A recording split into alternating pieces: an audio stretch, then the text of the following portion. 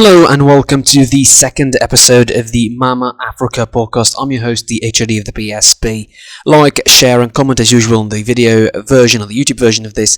Subscribe to the YouTube channel, enable notifications to receive all the updates from the episodes of this podcast and the main one. Unfortunately, there will not be a main one for the Champions League and all of that because of technical reasons, but I will be hopefully uploading this one to YouTube but soon enough. Of course, follow us on social media and listen to this on any platform of your choosing, and let's get into the thick of it. It's the third round, or the second round of the Champions League of Africa after the first round.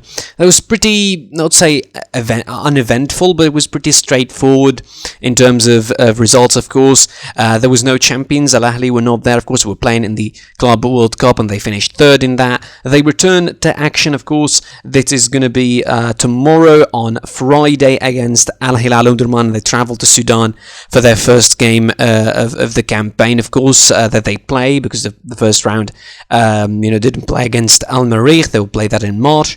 This is going to be a hard game, I think, for Al-Ahly, coming off the FIFA Club World Cup just a week ago. It's going to be a pretty tough game for the champions. As much as they come with a big confidence into this, I think they will come with a pretty exhausted squad from the efforts that they had. Of course, the players with the national team, they were in the African Cup of Nations. They were pretty exhausted. Players who have been through the FIFA World Cup, FIFA Club World Cup, and they will play this game against Al-Hilal away from home. It's not that far of a trip, but I think it's going to be exhausting. Al-Hilal Omdurman started pretty badly against Mamelodi Sundowns in the group. They lost against them 1-0 in a game where they should have at least gotten a draw, I would say, out of that game, but certainly they will look to make a better result against the champions of Africa, although I think it's going to be pretty hard. I can see Al-Ahly really taking this game by the scruff of the neck, maybe not beating them by a big result, but I think a victory for them will work. Al-Merrikh in the same group play against Mamelodi Sundowns. That is on Saturday. They play early on Saturday afternoon against Mamelodi Sundowns. They host them in Sudan. Al-Merrikh, who didn't play the first game, so probably it's going to be an advantage for them against Mamelodi Sundowns, who played the first game against Al-Hilal, although they didn't exhaust themselves pretty much. They weren't that tired. It wasn't that effort demanding of a game against Al-Hilal Omdurman. They scored a goal early. They defended it against Al-Hilal. They will look to do the same thing potentially against Al-Merrikh with away considerations, of course. They will take the points. 6 points will get them on a good start and will set them pretty good to qualify alongside Al-Ahly, of course. But again, as I said in the preview of the Champions League back a couple of weeks ago, I said that if any team in this group is going to have to compete with the Mamelodi Sundowns and Al-Ahly from the two Sudanese sides, it will be Al-Merrikh. I think they will be better equipped to play alongside Al-Ahly and to qualify alongside them to the next round. To Group B, and both of its games take place on Friday. It is Amazulu from South Africa versus Horoya Conakry, of course, from Guinea. That's the game that, doesn't interest me a lot in this one. I think the result will be only helpful for the winners of this game, depending if there is a winner or not. The most important of the games, I think, is ES Setif, of course, versus Raja Casablanca. A big game, big clash, big North African clash. The first, or the second maybe of the three that we have today. Of course, they play each other in Algeria. Setif are the hosts. Of course, both had incredible victories, incredibly tough victories, I would say. Casablanca barely defeated Amazulu in Morocco 1-0, and Setif managed a hard-fought victory away from home against Horoya Conakry 1-0 with the same result as well.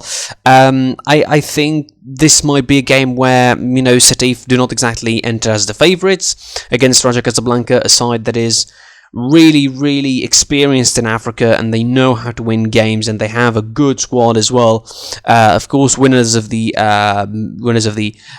African Confederations Cup last season. They definitely are a mainstay in African football. They won a couple of those trophies in the last 3 years or so. They won in 2019 and they won in 2021 as well.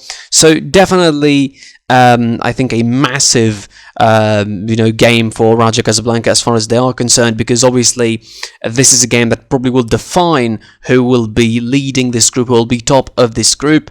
I assume Raja Casablanca will go into this game with a mentality of getting the win, however it comes. Setif maybe will be more pragmatic under Nabil Kouki. They will play maybe a more conservative game.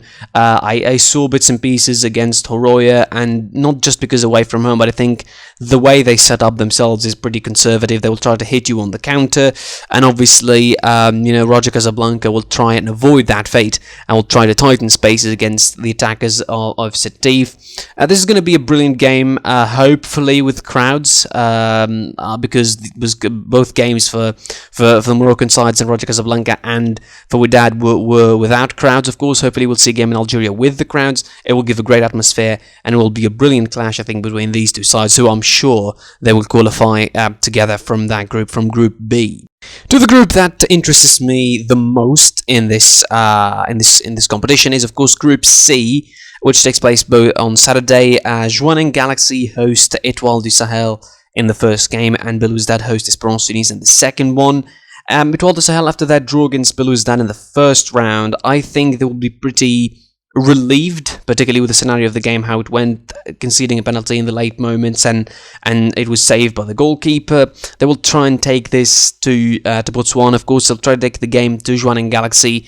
Maybe they will be the whipping boys of the group, maybe they will not. The first game certainly gave the first impression that they will be the whipping boys of the group, but do not let things fool you. I think it's because Esperance Tunis are a much better side than Etoile Sportive du Sahel, who are struggling in the league as of this moment, before, of course, the return of the league in its second half. Wydad and Galaxy, a side that might look like it will not represent any problems for them, but again, the game is away from home, the circumstances are pretty unknown, you don't know how the scenario of this game is going to go on, and Etoile Sportive du Sahel can be pretty fragile sometimes defensively. It can give away a couple of opportunities. If Wydad and Galaxy tighten their spaces really well and avoid conceding early, they could have had a great game against them. Obviously, I wish Etoile are victorious, of course. I want both Tunisian teams to qualify.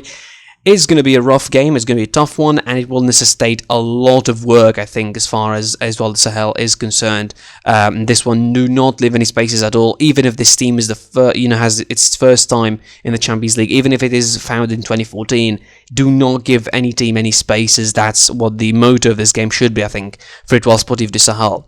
In the other game, of course, the much bigger one, Wydad, the top of the Algerian league, hosts top of the Tunisian league, Esperance Tunis, in another North African clash in this round of the Champions League, and certainly this will be a much more interesting game for Wydad. Obviously, against Etoile du Sahel, it was maybe a run-of-the-mill game that they could have won, but again, against a side like Esperance Tunis, who they recently met in the quarters of last season's competition, of course, they were eliminated after draw in Wydad 1-1, and then, of course, or a loss in Wydad 2-0, and then of course the remontada of Esperance 2-0, and then going all the way to penalties to qualify to the semi-finals. That is certainly going to be a rough game for Esperance as well, who are trying the new recruits, trying the new system.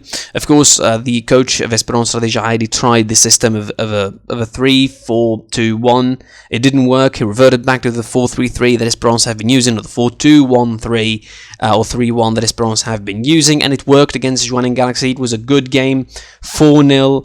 It was pretty comfortable, but this one is going to be different completely. Wydad are really a good side, looking a very good side at the moment, with now trying to accumulate African experience. They definitely seem like a side that can take the game to Esperance, and again, it's a trip away, so Esperance probably will be much more calmer, much more pragmatic in their approach. They will not be on the front foot, at least in the start of the game, until they settle in and see how the game progresses, of course, and try to figure out what is the shape of Wydad will be.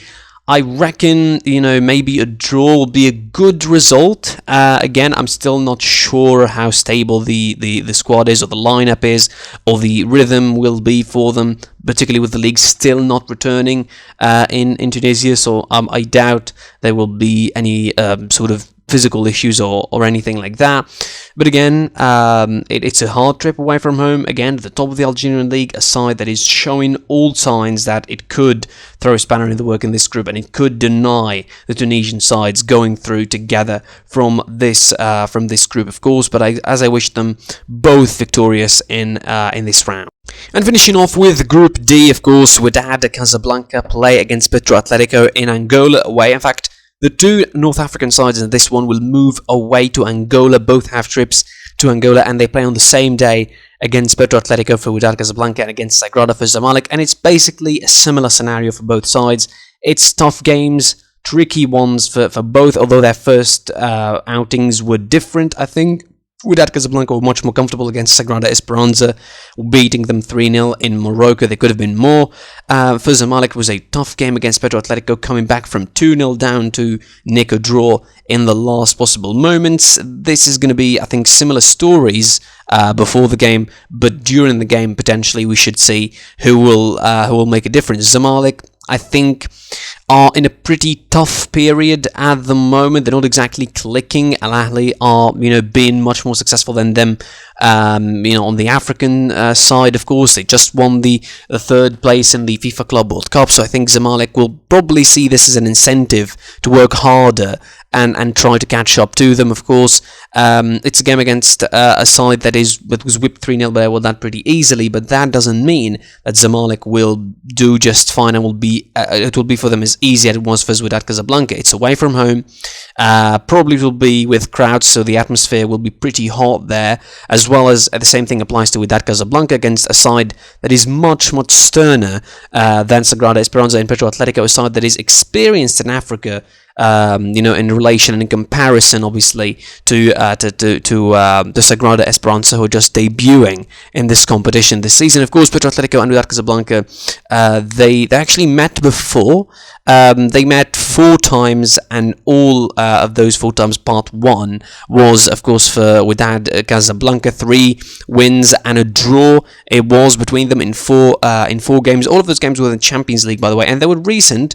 The oldest of them was in 2019, so they're a pretty good advantage there for the Moroccan side against Petro Atletico. And of course, in this game for Zamalek, it's a much different side. Again, their results haven't been that good. They just lost in the league a couple of days ago against Smuha. They only won 1 out of their last 5 league games, or 5 domestic games overall. Of course, 5 games overall, including a Champions League game against Petro Atletico in the first game. They lost a couple of games in the League Cup in Egypt, although their fans probably will shout out that they've been playing with the reserve side or the second side in those competitions to prepare and to keep their players fresh for the Champions League. So my predictions for this one will be probably a draw between Wydad and Petro Atletico at the worst of cases, but I think Wydad would win.